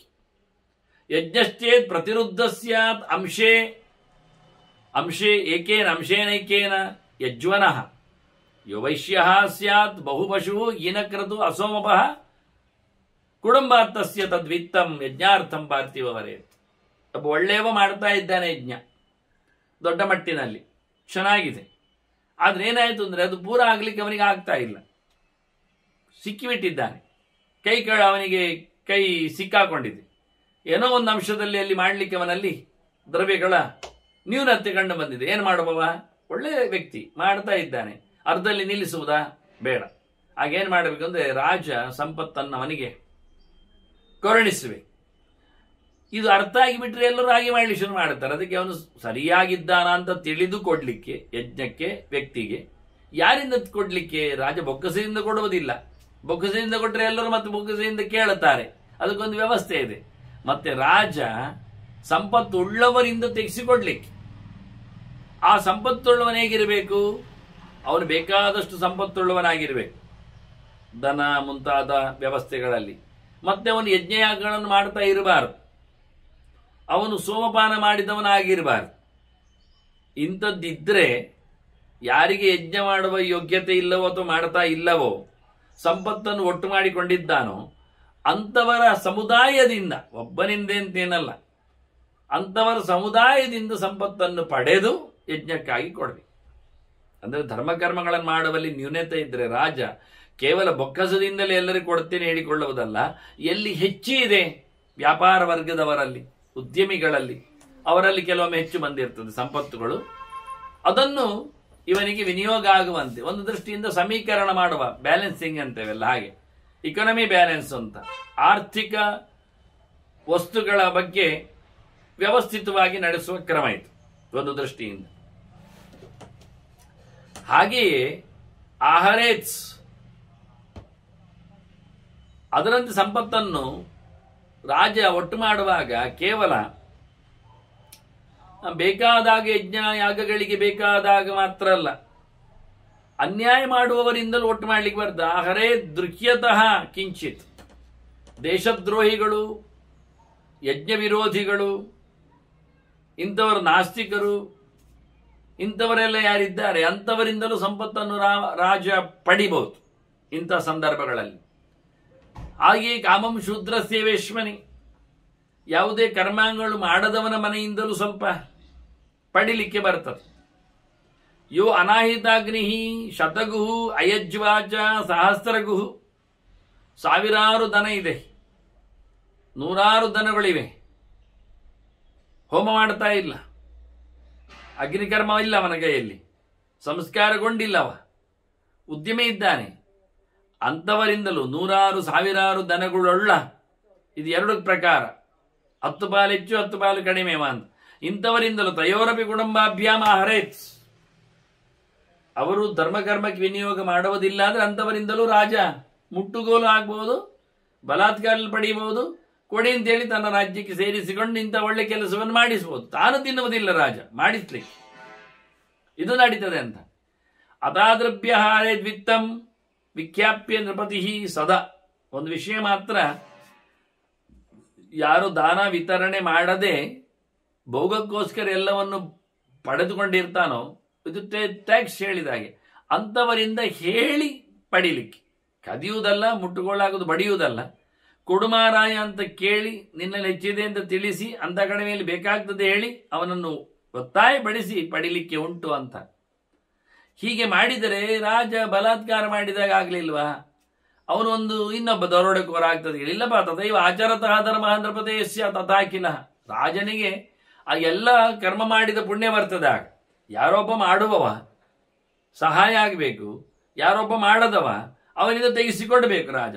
ಇಷ್ಟು ಮಾಡಿದ್ದಕ್ಕೆ ರಾಜನಿಗೂ ಪೂರ ಮಾಡಿದ ಪುಣ್ಯ ಬರ್ತದೆ ಅಂತ. ಇದು 3 ಹಂತ. ಮಾಡುವ ಒಬ್ಬ, ಅವನಿಗೆ ಸ್ಕ್ಯಾರಿಸಿಟಿ ಇದೆ, ಒಟ್ಟು ಮಾಡಿಕೊಂಡು ಒಬ್ಬ ಇದ್ದಾನೆ, ಅವನಿಂದ ತೆಗೆಸಿಕೊಡ್ಲಿಕ್ಕೆ ಬೇಕು, ಅದಕ್ಕೊಬ್ಬ ರಾಜ ಇರ್ತಾನೆ. ಆಗ ರಾಜ ಹೀಗೆ ಮಾಡಿದರೆ ಆ ರಾಜನಿಗೆ ಧರ್ಮಕರ್ಮ ಮಾಡಿದ ಪುಣ್ಯ ಬರ್ತದೆ, ವೈಶ್ಯನಿಗೂ ಬರ್ತದೆ, ಇಲ್ಲ ಅಲ್ಲ. ಧನಿಕನಿಗೂ ಉದ್ಯಮಿಗೂ ಸಂಪತ್ತು ಕೊಟ್ಟವನಿಗೂ ಬರುವುದಿಲ್ಲ ಅಲ್ಲ. ಅವನಲ್ಲಿ ಹೇಳಿಸಿ ಕೇಳಿಸಿ ದೂಡಿ ಕೊಟ್ಟದ್ರಿಂದ ಸ್ವಲ್ಪ ಕಮ್ಮಿ ಆಗ್ತದೆ, ಇಲ್ಲಾಂದ್ರೆ ಖುಷಿ ಪಟ್ಟು ಕೊಟ್ಟರೆ ಖುಷಿ ಆಗ್ತದೆ. ಇದು ಕ್ರಮ. ಯಥೈವ ಇನ್ನೊಂದು ಮುಖ್ಯ ಹೇಳುತ್ತಾನೆ ಬಹಳ ವಿಚಿತ್ರವಾಗಿ, ಯಥೈವ ಸಪ್ತಮಃ ಭಕ್ತೆ ಭಕ್ತಾನಿ ಷಡ್ ಅನಿಸ್ವತ ಅಶ್ವಸ್ತನ ವಿಧಾನೇನ ಹರ್ತವ್ಯಂ ಹೀನ ಕರ್ಮಣ. ತುಂಬಾ ಕೆಟ್ಟ ಕೆಲಸ ಮಾಡುವ ದೇಶದಲ್ಲಿದ್ದರೆ ಅವನ ಸೊತ್ತನ್ನು ಮುಟ್ಟುಗೋಲಾಗುವ ವಿಧಾನ ಹೇಗೆ ಉಂಟು ಕೇಳಿದರೆ, ಅವನಿಗೆ ನಾಳೆಗೆ ತಿನ್ಲಿಕ್ಕೆ ಇಡಬಾರದು ಅಷ್ಟು ಹೇಳಿಬಹುದಂತ. ಅಂದ್ರೆ ಕಂಪ್ಲೀಟ್ ನಾಳೆಗೆ ಅವನು ನಾಳೆ ದುಡಿಲಿ ತಿನ್ಲಿ. ಹಾಗಾಗಿ ಇಷ್ಟು ಪೂರ ಪಡೀಲಿಕ್ಕೂ ಬರ್ತದೆ. ಇನ್ನು ಕೆಲವರಿಗೆ ಸ್ವಲ್ಪ ಕಮ್ಮಿ ತಪ್ಪು ಮಾಡಿದವರಿಗೆ ನೀಚ ಕೆಲಸ ಅಂದ್ರೆ ಇಡೀ ಆಸ್ತಿ ಪಾಸ್ತಿಯನ್ನು ದೇಶ ಒಳಗಾಗಬಹುದು ಎನ್ನುವ ಮಾತನ್ನು ಇಲ್ಲಿ ಉಲ್ಲೇಖ ಮಾಡಿದಾಗೆ, ನಾಳೆಗೇನು ಅಂತ ಅವನಿಗೆ ಇಲ್ಲದಂತೆ ಮಾಡಲಿಕ್ಕೆ ಬರ್ತದೆ. ಪಾಪ ಮಾಡುವ ರೀತಿ ಉಂಟು, ಅಷ್ಟು ರಾಜತ್ ಪಡೆಯಬಹುದು. ಅತ್ಯಂತ ಕೆಟ್ಟ ಕೆಲಸ ಮಾಡಿದವನದ್ದು.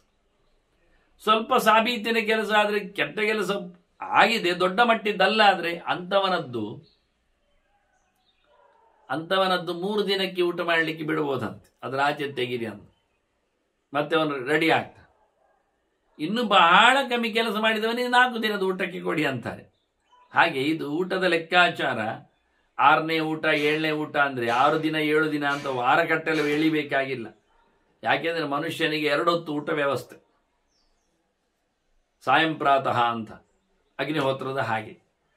ಇದನ್ನು ನಾವು ಅಜಗರನ ಕಥೆಯಲ್ಲಿ ಕೇಳಿದ್ದೇವೆ, ಷಷ್ಠ ಭಕ್ತದ ಕಥೆ ಏನು ಅಂತ. ಅದು 3 ದಿನಕ್ಕೊಮ್ಮೆ ತಿನ್ನುವುದು ರಾತ್ರಿ. ಅಜಗರ ಆದ್ರಿಂದ ಅದಕ್ಕೆ ರಾತ್ರಿಯೇ ಊಟ, ಹಗಲು ಕಮ್ಮಿ ಊಟ ಅದರದ್ದಿಲ್ಲ. ಆದರೆ 3ನೇ ದಿನ ಸಂಜೆ ಹೊತ್ತಿನ ಅದಕ್ಕೆ ಸಿಕ್ಕಿದ್ರೆ ಊಟ ಮಾಡಿಬಿಡ್ತದೆ. ಭೀಮನನ್ನು ಹಿಡಿದದ್ದಾಗೆ ಹೆಬ್ಬಾವಿನ ಕಥೆ ನೌಶನತ್ತು. ಅದರಂತೆ ಇಲ್ಲಿ 7 ಮತ್ತು 8 ಅಂತಾರೆ. 7ನೇ ಊಟ ಅಂದ್ರೆ 4ನೇ ದಿನ ಊಟ. ಪ್ರತಿನಿತ್ಯದಲ್ಲಿ 1 ಊಟ, ರಾತ್ರಿ ಊಟ 2 ಆಗ್ತದೆ. ಮರುದಿನ ಸೇರಿದ್ರೆ 4 ಆಗ್ತದೆ. 3ನೇ ದಿನ ಸೇರಿದ್ರೆ 6 ಆಗ್ತದೆ. 7ನೇ ಊಟ 4ನೇ ದಿನದಲ್ಲಿ ಆಗ್ತದೆ. 4 ದಿನಕ್ಕೊಮ್ಮೆ ಊಟ ಮಾಡುವವನು ಇರ್ತಾನೆ, ಹಿಂದೆಲ್ಲ ವಾರಕ್ಕೊಮ್ಮೆ ಊಟ ಮಾಡುವವರು ಇದ್ದಾರೆ. ಅದನ್ನ 4 ದಿನದ ಮಟ್ಟಿನಲ್ಲಿ ಊಟವನ್ನು ಅವನಿಗೆ ಬಿಟ್ಟು ಉಳಿದದ್ದನ್ನು ಕಸಿಯುವುದು. ಇನ್ನು ಜಾಸ್ತಿ ಕೆಟ್ಟ ಕೆಲಸ ಮಾಡಿದವನಲ್ಲಿ 3ನೇ ದಿನದ ಊಟಕ್ಕೆ ಇದ್ರೆ ಸಾಕು, 4ನೇ ದಿನಕ್ಕೂ ಇಲ್ಲ ಅವನಿಗೆ, 5ನೇ ದಿನಕ್ಕೂ ಅಂತೂ ಇಲ್ಲವೇ ಇಲ್ಲ, ಅಂಥದ್ದನ್ನು ಕಸಿಬಹುದು. ಪೂರಾ ಅನ್ಯಾಯ ಮಾಡಿದವನಿಗೆ ನಾಳೆ ಊಟಕ್ಕೆ ನಾವು ಇಡುವುದಿಲ್ಲ, ಪೂರ ಕೊಡು ಮಾರ ಇವತ್ತು ಹೇಳಿ ಎಳಿಲಿಕ್ಕೆ ಆಗ್ತದೆ ಅಂತ. ಇದು ಆಪದ್ಧರ್ಮದ ಕಥೆ. ಇದು ಬಹಳಷ್ಟು ತೊಂದರೆಯಲ್ಲಿದ್ದಾಗ ರಾಜನ ಚರಿತ್ರೆಯನ್ನು ಹೇಳಿದ ರೀತಿ ಇದು ಪಡಿಲಿಕ್ಕೆ ಬರ್ತದೆ ಅಂತ. ಮತ್ತೆ ಎಲ್ಲಿದ್ದಾದ್ರೂ ಏನಾದ್ರೂ ಹೊತ್ಕೊಂಡು ಹೋದ್ರೆ ಪಡ್ಕೊಂಡು ಬಂದ್ರೆ ಅದನ್ನು ರಾಜನಿಗೆ ತಿಳಿಸಬೇಕು ಅಂತಾನೆ. ಸೊತ್ತು ರಾಜನೇ ಕೊಡದೇ ಇದ್ರು, ಸ್ಥಳಾತ್ ಕ್ಷೇತ್ರಾತ್ ತಥಾ ಆಗಾರಾತ್ ಹೃತಃ ಹೃತೋ ವಾಪಿ ಉಪವದ್ಯತೆ. ಎಲ್ಲಿ ಆದರೂ ಒಬ್ಬನಿಗೆ ಒಂದು ಜಾಗದಲ್ಲಿ ಒಂದಿಷ್ಟು ನಿಧಿ ಸಿಕ್ಕಿತಪ್ಪ, ಒಂದು ಕಾಡಿನಲ್ಲಿ ಒಂದಿಷ್ಟು ಆಯ್ತು, ಅವನಿಗೆ ಲಾಭ ಆಯ್ತು, ತಂದು ಬಿಟ್ಟ. ಯಾರೋ ಕಳ್ಳರು ಎಂದೋ ಹೊತ್ಕೊಂಡು ಹೋದದ್ದು ಇವತ್ತು ಎತ್ಕೊಂಡು ಬಂದ್ಬಿಟ್ಟ ಅಲ್ಲಿಂದ. ಅದು ಯಾವುದೋ ಒಂದು ಮನೆ ಮಂದಿರದಿಂದ ಮಠ ಮಂದಿರದಿಂದ ಎಲ್ಲ ಸಿಕ್ಕಿತಪ್ಪ ಅವನಿಗೆ, ಹಳೆತ್ತಿಯಲ್ಲಿದ್ದು.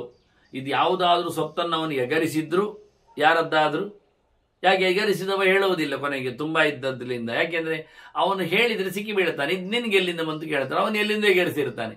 ಕಳ್ಳರಿಂದ ಕದ್ದದ್ದಕ್ಕೆ ಯಾವತ್ತೂ ಕೇಸೇ ಇಲ್ಲ. ಯಾಕೆಂದ್ರೆ ಅದು ಕಳ್ಳರದ್ದು ಕದ್ದದ್ದು, ಕಳ್ಳ ಕೇಸ್ ಕೊಡ್ಲಿಕ್ಕೆ ಹೋಗುದಿಲ್ಲ. ಕೊಟ್ರೆ ಅವನ ಕೈಯಲ್ಲಿ ಇದ್ದದ್ದು ಹೇಗೆ ಅಂತ ಗೊತ್ತಾಗುದಿಲ್ಲ, ಅವನೇ ಸಿಕ್ಕಿ ಬೀಳ್ತಾನೆ. ಆದ್ರೆ ಇಂಥ ಸಂದರ್ಭದಲ್ಲಿ ತಂದದ್ದಾಗಲಿ ಸಿಕ್ಕಿದ್ದಾಗಲಿ ದೊರಕಿದ್ದಾಗಲಿ ಏನಾದರೂ ಮಾಡಿಕೊಂಡ್ರೆ ಅದನ್ನು ಅಖ್ಯಾತವ್ಯ ನೃಪಶ್ಚೇತ. ರಾಜನಿಗೆ ಹೋಗಿ ಹೇಳಬೇಕು, ನನಗಿಂಥ ಕಡೆ ಸಿಕ್ಕಿತು, ನಾನು ಇಂಥ ಕಡೆದ್ದನ್ನು ಹೊತ್ಕೊಂಡು ಬಂದೆ, ನಾನು ಇಂಥದ್ದನ್ನು ತೆಗೆದಾಗಿದೆ. ಅವನು ಕೇಳದೇ ಇರಲಿ, ಪೃಚ್ಛತೋವಾ ಅಪೃಚ್ಛತೋಪಿವ. ಕೆಲವರು ಹೇಳುದು, ಕೇಳಿದ್ರೆ ಹೇಳುತ್ತೇನೆ, ಗೊತ್ತಾದ್ರೆ ತಿಳಿಸ್ತೇನೆ, ಇಲ್ಲಾಂದ್ರೆ ಬಾಯಿ ಮುಚ್ಚುತ್ತೇನೆ. ಅದೆಲ್ಲ ಆಗುವುದಿಲ್ಲ. ತನ್ನ ಪ್ರಾಮಾಣಿಕತೆಗೋಸ್ಕರ ನಾನು ತಂದಿದ್ದೇನೆ, ನನಗೆ ಬೇಕಿತ್ತು, ಇಂಥ ಕಡೆಯಲ್ಲಿ ಇತ್ತು, ತೆಗೆದಿದ್ದೇನೆ, ನನಗೆ ಸಿಕ್ಕಿದೆ, ಆಯ್ತು, ಇಷ್ಟು ಮಾಡಿಕೊಂಡ್ರೆ ಅವ ನತಸ್ಮೈ ದಾರೆಯ ದಂಡ. ಅಂತ ಸಂದರ್ಭದಲ್ಲಿ ರಾಜವನಿಗೆ ಶಿಕ್ಷೆ ಕೊಡ್ಲಿಕ್ಕಿಲ್ಲ, ಬಿಟ್ಟುಕೊಳ್ಳಿ. ಅದು ಅಪಹಾರ, ಅದು ಸ್ವಾರ್ಥಪರ ಎನ್ನುವ ನೆಲೆ ಇಲ್ಲ. ಒಳ್ಳೇದು ಮಾಡ್ಲಿಕ್ಕೋಸ್ಕರ ಒಬ್ಬರಿಗೆ ಎಲ್ಲಿ ಆದರೂ ಸಿಕ್ಕಿತ್ತು. ಈಗ ಧರ್ಮರಾಜ ನೋಡಿ, ಇನ್ನೂ ಪಾಠ ಆಗಲಿಲ್ಲ ಧರ್ಮರಾಜನಿಗೀಗ. ಶಾಂತಿ ಪಾಠ ಆಗ್ತಾ ಇರೋದಷ್ಟೇ, ಶಾಂತಿ ಪರ್ವ. ಇದೆಲ್ಲ ಮುಗಿದ ನಂತರ ಮತ್ತವನ ಅರಸೊತ್ತಿಗೆಯಲ್ಲಿ ಗಟ್ಟಿ ಕೂತ್ಕೊಂಡು ಇನ್ನು ಅನುಶಾಸನ ಉಂಟು, ಹೇಗೆ ರಾಜ್ಯಭಾರ ಮಾಡುವುದು ಅಂತ ಹೇಳಿಕೊಡ್ತಾರೆ ಭೀಷ್ಮರು. ಅದಕ್ಕಿಂತ ಮೊದಲು ಮೋಕ್ಷ ಧರ್ಮದ ಪಾಠ ಆಗ್ತದೆ. ಅದಾದ ನಂತರ ಭೀಷ್ಮರು ಹೊರಡುವುದು. ನಾವಂತೂ ಕೇಳಿ ಆಗಿದೆ, ಭೀಷ್ಮರು ಹೊರಟದ್ದು ಕೇಳಿದ್ದೇವೆ. ಮುಂದೆ ಭೀಷ್ಮರು ಹೇಳಿದಾಗೆ ಅಶ್ವಮೇಧ ಯಾಗ ಮಾಡುವುದು ಅಂತ ತೀರ್ಮಾನ ಮಾಡಿ 15 ವರ್ಷಗಳಷ್ಟು ಕಾಲದ ಉದ್ದದ 3 ಅಶ್ವಮೇಧ ಯಾಗವನ್ನು ಧರ್ಮರಾಜಾದಿಗಳು ಮಾಡ್ತಾರೆ. ಸಂಪತ್ತೆಲ್ಲಿಂದ? ರಾಜ್ಯದಿಂದ ಇಲ್ಲ, ರಾಜ್ಯದಲ್ಲಿ ಇಲ್ಲ, ಹೋರಾಟದಲ್ಲಿ ಖಾಲಿಯಾಗಿದೆ, ಜನರಲ್ಲಿ ತೆಗಿಲಿಕ್ಕಿಲ್ಲ, ಈಗಾಗಲೇ ಜನ ಸುಸ್ತೊಡೆದಿದ್ದಾರೆ. ಆಗ ಧರ್ಮರಾಜ ಏನು ಮಾಡಿದ, ಹೋಗಿ ವ್ಯಾಸರಲ್ಲಿ ಕೃಷ್ಣನಲ್ಲಿ ಕೇಳಿಕೊಂಡು ಭೀಮಾದಿಗಳನ್ನು ಕಳುಹಿಸಿ ಹಿಮಾಲಯದ ತಪ್ಪಲಲ್ಲಿ ಹಿಂದೆ ರಾಜರು ಮಾಡಿದ ದಾನ ದಕ್ಷಿಣೆ ಕೊಟ್ಟು ಯಾರಿಗೆ ಹೊತ್ಕೊಂಡು ಹೋಗ್ಲಿಕ್ಕೆ ಆಗದೆ ಬಿಟ್ಟು ಹೋದ ಸಂಪತ್ತನ್ನೆಲ್ಲ ತಂದಿದ್ದಾನೆ. ತರುವಾಗಲೂ ಅಲ್ಲಿ ಅಡ್ಡ ಬಂದಿದ್ದಾನೆ, ಬಿಟ್ಟು ಹೋದದಕ್ಕೂ ಜನ ಉಂಟು ಅದಕ್ಕೆ. ಅವನತ್ರ ಮತ್ತೆ ಕೇಳಿಕೊಂಡೆಲ್ಲ ತಂದಿದ್ದಾನೆ. ಅದರಿಂದ ತಂದದ್ದನ್ನು, ಇದು ರಾಜರೇ ತಂದದ್ರಿಂದ ಹೇಳಬೇಕಾಗಿಲ್ಲ. ಅದೇ ಬೇರೆ ಯಾರಾದರೂ ತಂದ್ರೆ ರಾಜರಿಗೆ ಹೇಳಬೇಕು, ನಾನು ಅಲ್ಲಿಂದ ತಂದಿದ್ದೇನೆ, ಇಷ್ಟು ಸಿಕ್ಕಿದೆ, ಇಳ್ಕೊಳ್ತೇನೆ ಸರ್. ಅದು ಅಪಹಾರ ಆಗಲಿಲ್ಲ, ರಾಜ್ಯ ಕ್ಷೇತ್ರದ ಸೊತ್ತಲ್ಲದಾಗ. ಹೀಗೆ ಅಂತ ಒಂದು ವಿಚಿತ್ರವಾದಂತಹ ವ್ಯವಸ್ಥೆಯನ್ನು ಹೇಳ್ತಾನೆ. ಮತ್ತೆ ಶ್ರುತಿಶೀಲೆ ಸಮಾಜ್ಞಾಯ ವೃತ್ತಿಮಸ್ಯ ಪ್ರಕಲ್ಪೆ. ಒಬ್ಬ ಯಾರಾದರೂ ಆಪತ್ತಿನಲ್ಲಿದ್ದರೆ, ಸಂಪತ್ತು ಇಲ್ಲದವನಾಗಿದ್ದರೆ, ಬಡವನಾಗಿ ಬಿದ್ದಿದ್ರೆ, ಊಟಕ್ಕೆ ತತ್ವರಾಗಿದ್ದರೆ ಅಂಥವನಿಗೆ ಅಂಥವನ ಯೋಗ್ಯತೆ ನೋಡಿ, ಅವನ ಓದು ತಿಳಿದು, ಅವನ ಸ್ವಭಾವಕ್ಕನುಗುಣವಾಗಿ, ಅವನ ವಿಶೇಷವಾದಂತಹ ಏನೊಂದು ಶಕ್ತಿ ಇದೆ, ಪವರ್, ಪ್ರಯತ್ನ, ಸ್ಕಿಲ್ನೆಸ್, ಅದಕ್ಕೆ ಸರಿಯಾಗಿರತಕ್ಕಂಥ ಅವನಿಗೆ ಊಟದ ಕೆಲಸ, ಬದುಕಿನ ವೃತ್ತಿ ವ್ಯವಸ್ಥೆ ಅದು ರಾಜನವನಿಗೆ ಮಾಡಬೇಕು. ಇದು ಕ್ರಮ. ಒಬ್ಬ ತಿಳಿದವನನ್ನು ಏನಾದರೂ ಮಾಡಿಕೊಳ್ಳಿಲ್ಲ. ವೃತ್ತಿ ವ್ಯವಸ್ಥೆ, ಉದ್ಯೋಗ ನಿರ್ಮಾಣ ರಾಜನ ಕರ್ತವ್ಯ ಅಂತಾರೆ ತಿಳಿದವರ ನೆಲೆಯಲ್ಲಿ. ಇದು ಮುಖ್ಯವಾಗಿದೆ ಅಂತ. ಮತ್ತೆ ಒಟ್ಟಿಗೆ ರಾಜ ಕೊಟ್ಟದ್ದನ್ನೆಲ್ಲ ಲೆಕ್ಕಾಚಾರ ಮಾಡುವುದು ದೇವರಿಗೆ ಕೊಟ್ಟದ್ದು ಅಂತ ಅರ್ಥದಲ್ಲಿ. ಇದು ಭಗವಂತನ ಯಜ್ಞ ಅಂತಲೇ ತಿಳ್ಕೊಳ್ಳಿಕ್ಕೆ. ನಾನು ಕೊಟ್ಟಿದ್ದೇನೆ ಅಂತೇಳಿ ತಾನು ದೊಡ್ಡ ಜನ ಅಲ್ಲ, ಅಥವಾ ಅವನು ಪಡೆದಿದ್ದಾನೆ ಅಂತೇಳಿ ಅವನು ಸಣ್ಣವಾಗುವುದಿಲ್ಲ. ಅಧವರ್ಣ ಉತ್ತವರ್ಣ ಎಲ್ಲ ಲೆಕ್ಕಾಚಾರ ಇಲ್ಲ, ಸಾಲಗಾರ ಪ್ರಶ್ನೆ ಎಲ್ಲ ಅಲ್ಲ ಇಲ್ಲಿ. ಅವನ ಋಣಿ ನಾನು ಅಂತ ಎನ್ನುವ ಚಿಂತನೆ ಅಲ್ಲ. ಅವತ್ತಿಂದ ಸಾಯಲಿಕ್ಕೆ ಅವನಿಗೆ ಬಡಿಸಿದ್ದೇನೆ, ಅವನನ್ನು ಎಸೆದಿದ್ದೇನೆ ಹೇಳಲಿಕ್ಕೆಲ್ಲ ಇಲ್ಲ, ರಾಜ ಬೀಗಲಿಕ್ಕಿಲ್ಲ. ಇಷ್ಟಂ ವೈಶ್ವಾನರೇ ನಿತ್ಯಂ ದತ್ತಂ ವೇದ. ಕೊಟ್ಟದ್ದನ್ನು ಹೋಮ ಹವನಕ್ಕೆ ಬಳಸಿದ್ದನ್ನು ಅಂತ ತಿಳ್ಕೊಂಡು ಅದೊಂದು ಯಜ್ಞ ಅಂತ ಹೇಳಿ, ಅತಿಥಿ ಯಜ್ಞ ಅದು ವೈಶ್ವಾನರ ಯಜ್ಞ. ಆ ಹೊಟ್ಟೆಗೆ ತಿನ್ಲಿ ಅವನು, ಅವನ ಹೊಟ್ಟೆಗೆ ಊಟ ಕೊಟ್ಟದ್ದು ಅಂತ ತಿಳ್ಕೊ, ಅವನ ಅಗ್ನಿಗೆ ಸಮರ್ಪಣೆ ಮಾಡಿದ್ದು ಅಂತ ತಿಳ್ಕೊ ಅಷ್ಟೇ. ನಾವು ವಿಪರ್ಯ ತಪ್ಪು ತಿಳ್ಕೊಳ್ಳಿಕ್ಕಿಲ್ಲ, ಬೇರೆ ಹೇಳಲಿಕ್ಕಿಲ್ಲ. ಏನು ಕೊಟ್ಟದ್ದನ್ನು, ದಾನ ಮಾಡಿದ್ದನ್ನು, ಬಿಟ್ಟದ್ದನ್ನೆಲ್ಲ ಭಗವಂತನಿಗೆ ಸಮರ್ಪಿತ ಅಂತ ಅರ್ಥ ಮಾಡಿಕೊಂಡಾಗ ಮಾತ್ರವೇ ರಾಜನಿಗೆ ಒಳ್ಳೆಯದಾಗ್ತದೆ. ಹಿಂದೆಲ್ಲ ಧರ್ಮದ ಬಗ್ಗೆ ಮಾತಾಡಿದಾಗ ಅದುವೋ ಇದುವೋ ಹಾಗೋ ಹೀಗೋ ಬಿಡು ಬೇಡ ಎನ್ನತಕ್ಕಂಥ ಎಲ್ಲ ವಿಕಲ್ಪಗಳೆಲ್ಲ ಇರಲಿಲ್ಲ. ಅವಿಕಲ್ಪ ಪುರಾ ಧರ್ಮ ಧರ್ಮವಾದ ಇಷ್ಟು ಕೇವಲ. ಹಿಂದೆ ತಿಳಿದವರು ಎಲ್ಲವನ್ನು ಧರ್ಮ ಅಂತ ಹೇಳ್ತಿದ್ರು. ಇದು ಮಾಡಿದರೆ ಆಗದು, ಅದು ಮಾಡಿದರೆ ಆಗ್ತದೆ, ಹಾಗೇನಿಲ್ಲ. ಎಲ್ಲ ಮಾಡಿದರೂ ಆಗ್ತದೇನೆ. ಯಾಕೆ? ಕಾನ್ಸೆಪ್ಟ್ ಸರಿ ಇರಬೇಕು, ಒಳ್ಳೇದಿರಬೇಕು, ದೇವರ ಎಚ್ಚರ ಇರಬೇಕು, ಅದನ್ನು ಕೃಷ್ಣಾರ್ಪಣ ಬುದ್ಧಿಯಿಂದ ನಡೆಸಿಕೊಡ್ಬೇಕು. ಆದ್ರಿಂದ ಎಂಥದೇ ಆಗಿರಲಿ ಅನ್ನುವ ನೆಲೆಯಲ್ಲಿ ಧರ್ಮದಲ್ಲಿ ಯಾವತ್ತೂ ಹಾಗೆ ಸ್ಮರ್ತವ್ಯ ಸತತಂ ವಿಷ್ಣು ವಿಸ್ಮರ್ತವ್ಯ ನಜಾತು ಜಿಂಚು ಸರ್ವೇ ವಿಧಿ ನಿಷೇಧಾಸ್ಯು ಯಥೇರೇವ ಕಿಂಕರ ಅಂತ. ಮಾಡು ಬಿಡು ಅನ್ನುವುದಕ್ಕೆ ಮಾನದಂಡ ಏನು ಕೇಳಿದ್ರೆ ದೇವರ ಎಚ್ಚರ, ದೇವರ ಮರೆವು. ದೇವರನ್ನು ಮರೆಯುವಂತೆ ಇಲ್ಲ. ಆದ್ರಿಂದ ಯಾವಾಗಲೂ ಮಾಡುವುದೇ, ಏನು ಮಾಡಿದ್ರು ದೇವರಿಗೆ ಕೊಟ್ಟದ್ದು, ದೇವರಿಗೆ ಸಮರ್ಪಿತವಾದದ್ದು ಅನ್ನುವ ಯತ್ ಕರೋಷಿ ಯದಷ್ಟಾಸಿ ಯಜ್ಜುಹೋಸಿ ದದಾಸಿಯತ್ ಅಂತ ಕೃಷ್ಣ ಹೇಳಿದಾಗಿ ಭೀಷ್ಮರು ಮಾಡುವುದೆಲ್ಲ ಭಗವದ್ ಅರ್ಪಿತ ಅಂತ ಆಗಿಬಿಟ್ರೆ, ಕೊಟ್ಟದ್ದೆಲ್ಲ ಆಹುತಿಯೆಲ್ಲ ಅಗ್ನಿ ನಾರಾಯಣನಿಗೆ ಅಂತ ಚಿಂತನೆ ಬಂದ್ರೆ, ಪ್ರತಿಯೊಂದು ಹೋಮ ಹವನಗಳಲ್ಲಿ ಆಹುತಿ ಪ್ರಾಣಾಹುತಿ ಅಂತ ಆಗಿಬಿಟ್ರೆ ಏನ್ ಸಮಸ್ಯೆ ಉಂಟು ಅಂತ. ಹಾಗೆ ಹಿಂದೆ ವೇದ, ಹಿಂದಿನ ಕಾಲದಲ್ಲಿನ ಕತೆ ಎಲ್ಲವೂ ಧರ್ಮವೇ. ಅದರಲ್ಲಿ ಅಧರ್ಮ ಮತ್ತೆ ಧರ್ಮಾಧರ್ಮವು ಒಂದು ಸಂಶಯ ಎಲ್ಲ ಇರಲೇ ಇಲ್ಲ. ಉದ್ದೇಶ ಒಳ್ಳೆಯದಿತ್ತು ಅನ್ನೋದನ್ನು ತಿಳಿಸಿಕೊಡ್ತಾ ಭೀಷ್ಮರು ಅನೇಕ ಆಯಾಮಗಳಲ್ಲಿನ ಚಿಂತನೆಗಳನ್ನು ಧರ್ಮರಾಜಿಗೆ ನೀಡಿದ್ದಾರೆ. ಮತ್ತೆ ಉಳಿದ ಚಿಂತನೆಗಾಗಿ ವಂದನೆಗಳು. ಶ್ರೀಕೃಷ್ಣಾರ್ಪಣಮಸ್ತು. ನಾರಾಯಣ ನಾರಾಯಣ ನಾರಾಯಣ.